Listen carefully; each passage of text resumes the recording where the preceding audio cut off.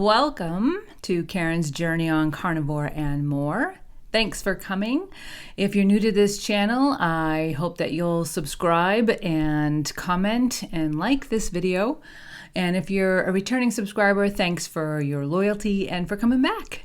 So I wanted to update everyone on the September challenge. I guess I did for myself. It was just a personal challenge. I know we're already a few days into October, but I thought I'd just take a moment and let you know that I lost 7 pounds. I did not take measurements yet. I think I'm just going to wait now to the end of October. If you've not watched I don't know if it was the latest video or because I've done a couple of videos of walking on the beach and talking about some other stuff. But in one of the last videos, I said for the month of September, I needed to try and break through a weight loss stall. So that's what my focus was for the month of September. And I didn't think I had much to tweak. So all I did was cut out diet sodas, soda. I only ever drink diet soda anyway, but I decided to cut that out. Cut out things like French fries, so those kinds of sides that are carby.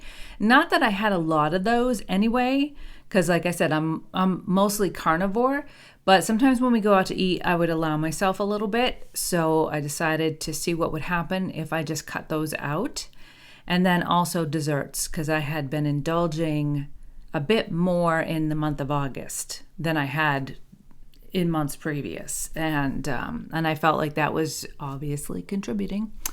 So for the month of September, those 3 things are what I focused on, as well as building muscle still. I was able to lift weights at least twice a week, sometimes 3 times a week, on top of walking on the beach, yoga. So I think that all worked together.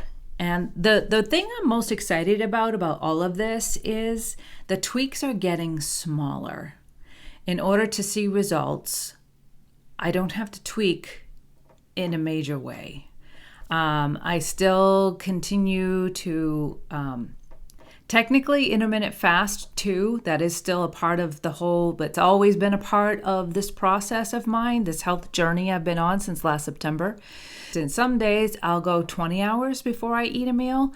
Other days I go like 15, 16 hours. Well, probably more like 16, 17 hours. I try and get at least up to 16 of intermittent fasting. Really, all of this together seems to be working. This is what's working for me. And this is what I mean when I say, and I have said so many times, figure out what works for you.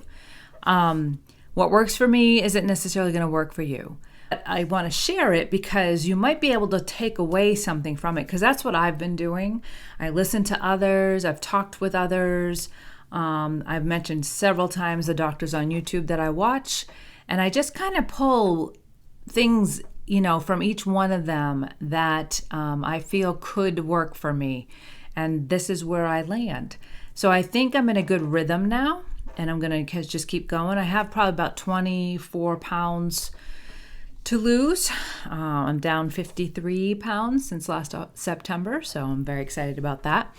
But I have about 24 pounds, I think, more to lose. But we'll see. We talk a lot about scale victories, but I was reminded yesterday by Karen from Carnivore that it's also really good to talk about the non-scale victories. And you've heard me talk about how I'm off all medications now. I have no symptoms of anything. No heartburn, before I move too quickly from heartburn, I will say this. If I have 2 cups of coffee every single day, my heartburn starts to kick in later in the day. I've noticed that. So I don't know if it still needs time to heal, because I would have heartburn every single day, multiple times a day, before I started this health journey. So I'm sure there's a lot that still needs to heal with the whole esophagus area, stomach area, where all that connects and where the acid gets allowed through when it should not be allowed through. So I think that there's still healing that needs to happen. So I've cut back to majority of the time just 1 cup a day. Sometimes I'll give in and do 2. And sure enough, the heartburn kicks in. Not real severe though, not real severe. So I'm grateful for that. Something else I kind of discovered. And again, this is a mindset you get into now when you're in this health journey is, oh, okay, this is kicking up again. What do I need to kind of tweak? And every time I do a tweak, it works. It's just wonderful. It is like you find the key to what your body needs to be healthy. It's amazing. And I'm so grateful for this. All right. So heartburn. What else? I've had no thyroid symptoms at all as far as the thyroid being off. For those of you who are new, you may not know I had hypothyroid. I was diagnosed with hypothyroidism. Surprise, surprise. I think every woman my age practically has been diagnosed with it. Not so sure that it's an accurate diagnosis. Nonetheless, the symptoms were there. The numbers were there in blood work. So I was put on medication. It just got to the point where I felt like I didn't need it. I felt so good on this way of taking care of my body, the diet, the exercise. So I just felt like I didn't need it, and I stopped it at the end of March, I believe, and have not looked back. So what continues to happen is energy level is still good. I am finding, you guys, that the muscles, the strength that I am able to feel is amazing. Walking barefoot for as long as I can during the day is just blowing my mind. No pain, no aches. I just keep getting better and better. And it's probably that's probably what's happening is the body's continuing to heal. Inflammation is continuing to go away.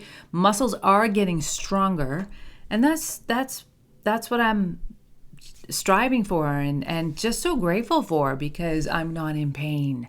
And I've said this many times too before that it's so amazing not to be in pain and achy and sore and feeling like I'm 20, 30 years older than I am.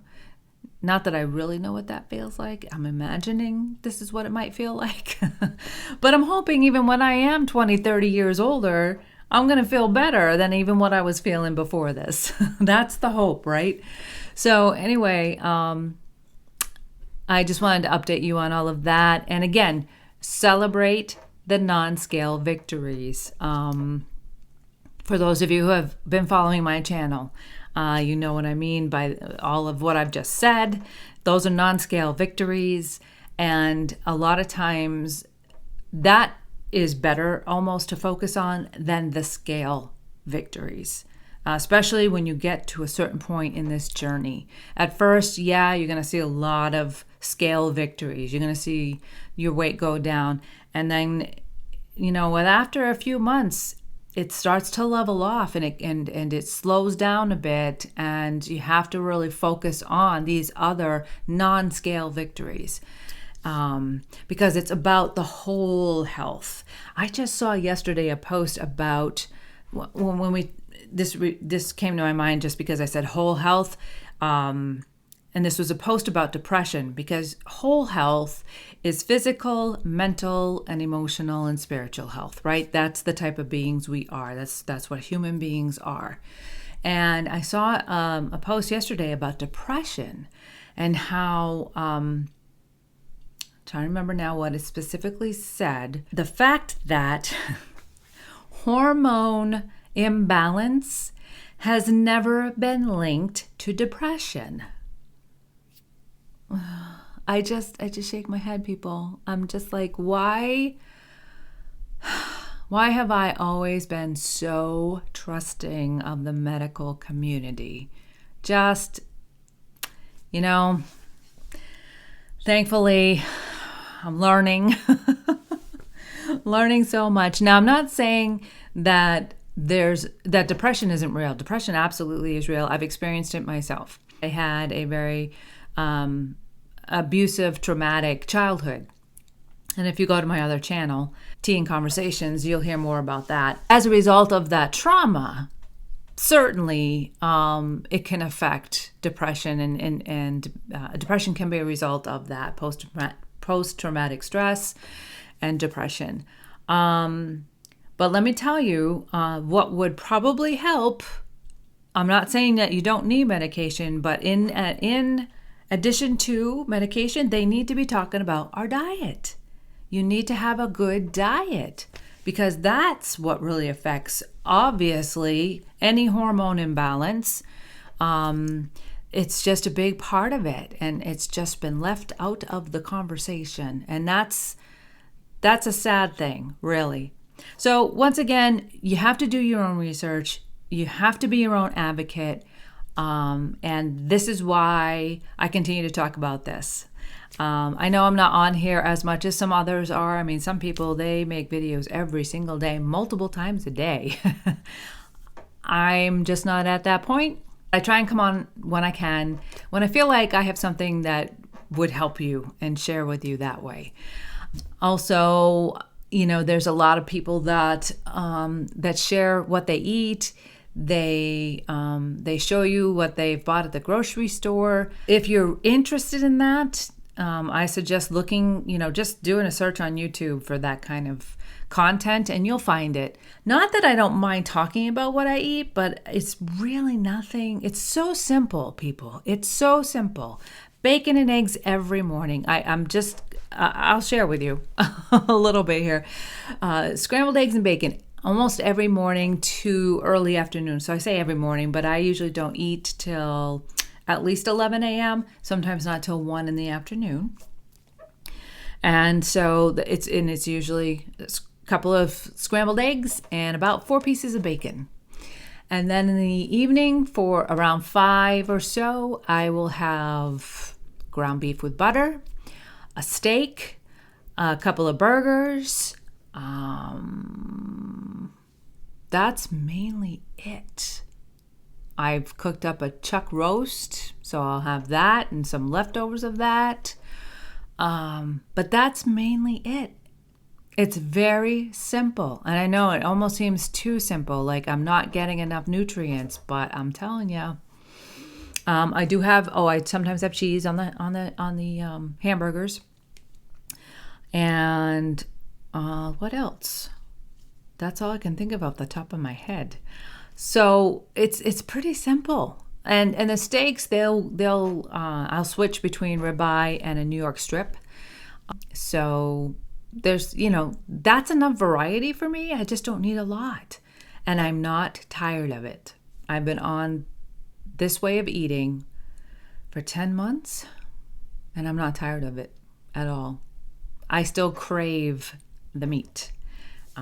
So again, if you need more, obviously there's some who do keto, so they include the sides and they include vegetables. And I talked about this in one of my recent videos about how there's more and more talk about, if you're going to do keto, eat vegetables and fruit that are in season only. So if it's in season, that's probably the best time to eat it. And then when it goes out of season, you don't eat it. See, nowadays we have things imported and shipped to the grocery store, so they're available all year round, but they're not necessarily in season. And so apparently that makes a difference. I've not done a lot of study or research on that, just because I'm just not craving that stuff, so I don't bother. But you can, if you'd like, if that's something you want to keep in your diet. And the biggest thing that everyone agrees with is to limit or eliminate sugar and processed foods. 2 biggest things that you can do. And then, of course, build muscle and move your body.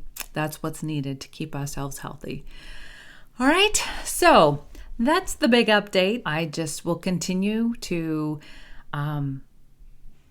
stay in this rhythm that I have found, and I think I'm going to continue to see results. And I don't know if I will be on the beach much more this year. It has really cooled down here since over the weekend, I want to say.